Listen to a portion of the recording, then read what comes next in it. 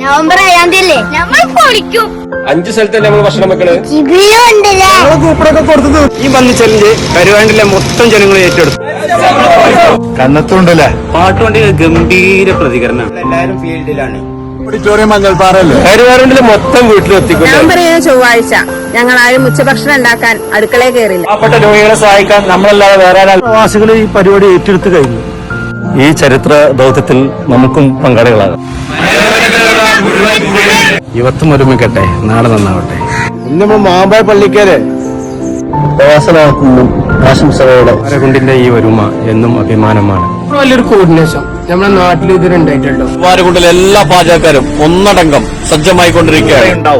എന്നും എന്തിനും ഞങ്ങൾ വേണ്ടി ചരിത്രത്തിലെ ഏറ്റവും വലിയ ജനകീയ മുന്നേറ്റം. കരുവാരകുണ്ടി ക്ലബ്ബ് കൂട്ടായ്മ KCA അതൊരു സംഭവമാണ്.